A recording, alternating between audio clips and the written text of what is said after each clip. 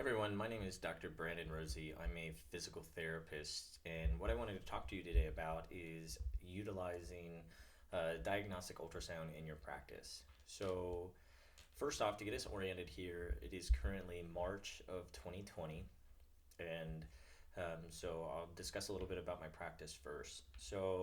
I started out my practice in early 2017, and my practice is a out of network physical therapy practice, and at that time I did not have any brick and mortar locations, and still to this day don't, not an official one. I currently practice in more of a hybrid setting where I treat about 50% of my caseload in some sort of affiliate gym, whether that's multiple CrossFit gyms throughout the region, very large commercial gyms, and then also I live in a region where many of my patients have or belong to a country club, and inside their country clubs they have very well equipped fitness and recreational facilities, so I'll treat my patients out of there. So I spend about 50% of my caseload there, and another 50% of my caseload treating patients in the outpatient home or mobile PT setting. Um, I am not at that time, and still at this time, I'm not contracted with third party payer contracts, with the exception of Medicare Part B. So now to get to how I started utilizing diagnostic ultrasound. So I started my practice in early 2017. Around mid 2017, I started utilizing this, and it started when I was working with a patient who was working on his shoulder injury, and after about 2 visits was really starting to get a lot better. His parents, however, were very adamant on getting an MRI.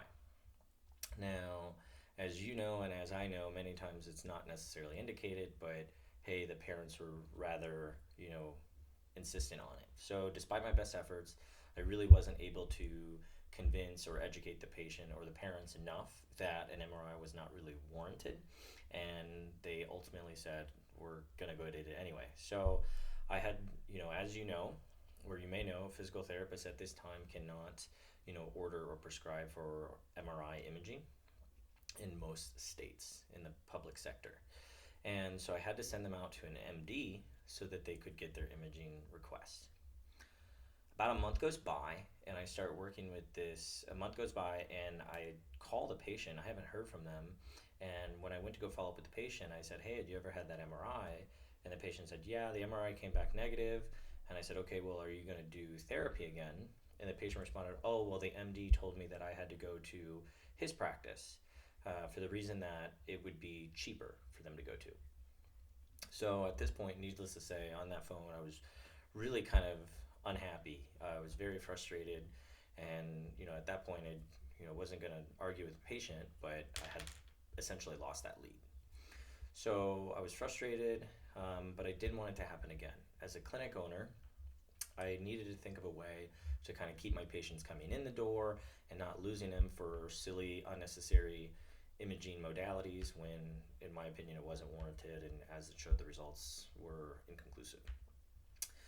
So I had to demonstrate a value to my patients. I had to demonstrate value to other providers in the area, and that is when I had started, getting much more interested with the idea of musculoskeletal ultrasound.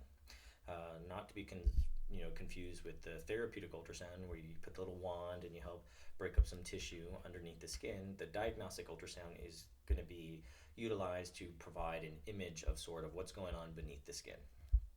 So flash forward a couple years from then, which would bring us up to date. At this point in time, I regularly utilize diagnostic ultrasound in my practice all the time. I use it in both the gym setting, those settings that I referred to earlier, as well as in the mobile PT setting.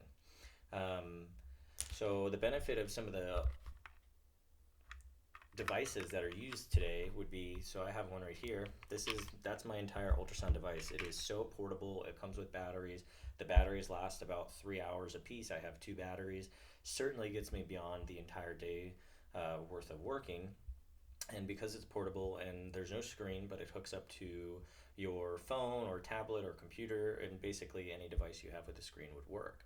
So it really gives us the versatility to use in many, many settings where some of those old clunkier machines were not as viable.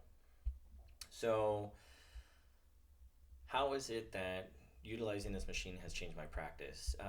This has changed my practice in the last couple of years by giving me the opportunity to work with those patients that were rather adamant on getting an imaging technique performed when maybe it wasn't always warranted, or maybe sometimes it was warranted, and I was able to utilize it and keep everything in house, as opposed to sending them out to another facility and then I lost them because a greedy physician or a greedy practice group decided that they wanted to keep everything in.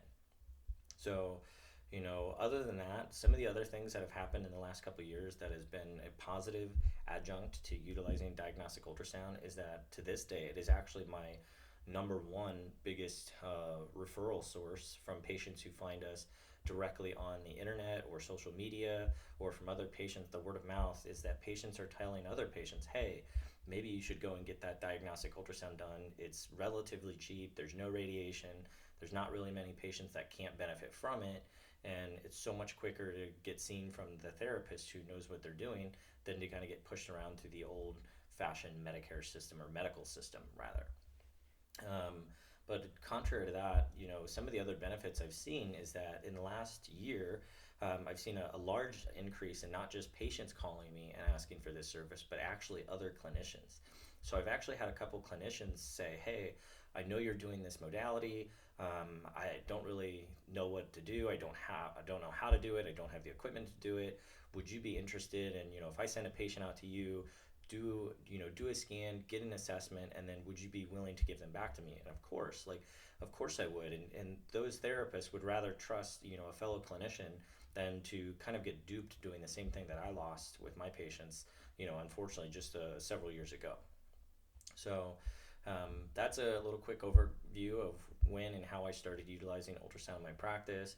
I look forward to sending a couple more videos talking about a little bit more in depth about the actual device I use. I'll talk about a little bit more of its capabilities and how I use it in both settings and some of the other benefits that I've used it for. So if anything else, thank you all for watching, and I'll talk to you next time.